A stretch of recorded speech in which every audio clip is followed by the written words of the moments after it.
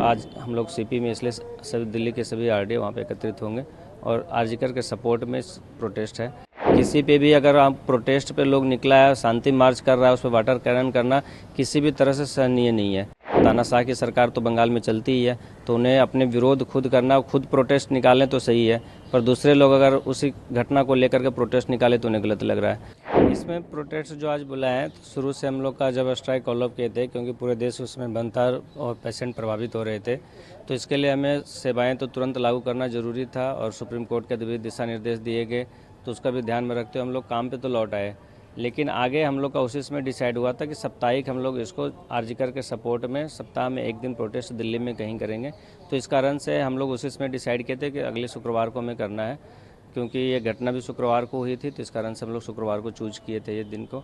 तो आज हम लोग सीपी में इसलिए सभी दिल्ली के सभी आरडीए वहाँ पे एकत्रित होंगे और आरजीकर के सपोर्ट में प्रोटेस्ट है। इससे जो है कोई हमारा कार्य बाधित नहीं होगा, कोई पेशेंट को हानि नहीं होगा। हम कोई सेवाएं बंद नहीं की है, ना ओपीडी बंद की है, ना ओटी से कहीं, बस स्वैच्छिक है। जो लोग एजिटेशन अपना ड्यूटी खत्म होने के बाद, इसलिए शाम का समय रखा गया है कि 9 to 4 जो ड्यूटी करते हैं उसके बाद से वो लोग इसको ज्वाइन कर सकते हैं और इमरजेंसी सेवाएं भी जैसे चल रही तो वैसे चलते रहेगा।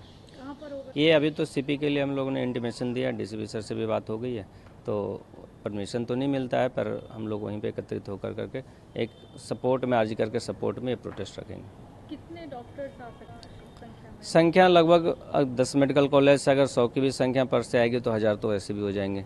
तो 1000 से 1500 की ही अपेक्षाएँ हमारी है और बहुत ज़्यादा गैदरिंग भी नहीं करना है। ऐसा नहीं है कि पूरा सीपी बंद हो जाए और पब्लिक परेशान हो, ऐसा हमारा कोई इंटेंशन नहीं है। तो हमारा बस ये है कि आरजीकर के सपोर्ट में इस प्रोटेस्ट को जारी रखना है। इसमें देखिए बच्चे का जो डिमांड है, सबको सुप्रीम कोर्ट पे भरोसा है, सीबीआई पे सबको भरोसा है, तभी हम लोग का शुरू से डिमांड रहता था कि सीबीआई को जांच दी जाए। सीबीआई अपने स्तर से बेहतर ही जांच कर रही होगी, इसमें पूर्ण विश्वास करना पड़ेगा, क्योंकि एक देश के सर्वोच्च जांच एजेंसी है, तो उस पर विश्वास पूरे देश को, नागरिक को है और हम लोग को भी है। पर उस तरह से वहाँ जो वाटर कैनन हुआ कि लोग अपने मांग को लेकर करके अगर कहीं भी जा रहे थे तो उनको जाने से रोका गया और फिर उसके बाद विरोध बढ़ता गया एक दूसरे के प्रति और उसके कारण से वाटर कैनन हुआ।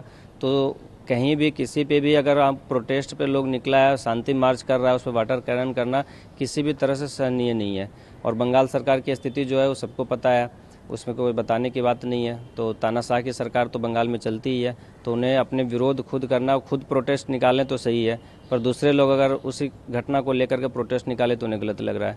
तो इस तरह से नहीं होना चाहिए। बिल्कुल सीपीओ को लेकर करके जो अभी मिनिस्ट्री ने भी गाइडलाइन जारी किया है, होम मिनिस्ट्री की भी सभी secretary, health secretary, all other state secretary से मीटिंग भी हुई है, उसकी गाइडलाइन भी है। सभी डीजीपी को स्पेशल ऑर्डर दिया गया है कि सभी जगह इमरजेंसी और सेफ्टी एंड सिक्योरिटी, डीडीआर और फीमेल को, महिलाओं को लेकर के खास करके सब जगह पे हर एक अस्पताल में एक कमेटी बनाया जाए और उसकी सुरक्षा का पूरी पुख्ता से इंतजाम किया जाए। तो इसका सराहनीय कदम मिनिस्ट्री ने थोड़ी सी उठाई है।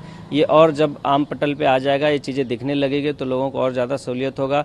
पर एक सेंट्रल एक्ट की जो ज़रूरत है, जो शुरू से डिमांड रही है, उसका थोड़ा सा लाभ जरूर मिलेगा। तो मिनिस्ट्री उसके लिए भी कमेटी बनाई ही है, आगे हमें लगता है कि उस पर पहल कर करके और एक हम लोग जो सभी आरडीए और सभी लोग जो डॉक्टर्स का जो एसोसिएशन है कि फाइनली जो भी एक्ट आएगा वो संसद भवन से आएगा। तो इसमें हम लोग एक सांसद संपर्क अभियान भी जारी रखे हैं, तो जिसमें जितने सांसद हैं सभी से मिलना, उनको इस बारे में बताना कि डॉक्टर्स को सेफ्टी एंड सिक्योरिटी के लिए कैसे किया जा सकता है, संसद में किस तरह से बात रखी जा सकती है।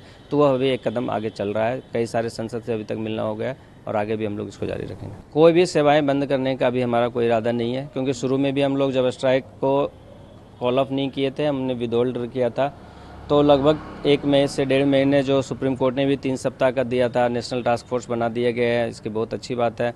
तो उस पर क्या अमल रहता है, वहाँ पर सीबीआई किस तरह से काम करते हैं, जो आरोपी है वो केस किस डायरेक्शन में जाता है, तो उसके बाद हम लोग डिसाइड करेंगे कि फिर आगे सेवाएं बंद करनी नहीं करनी है। पर अभी तक के लिए सेवाएं जारी रहेगा, पर अपना प्रोटेस्ट बस आरजीकर के सपोर्ट में और सरकार को ये जगाने के लिए कि हम लोग सब एक साथ हैं और आरजीकर के साथ में हम खड़े हैं। तो इसके लिए आज का प्रोटेस्ट रखा गया।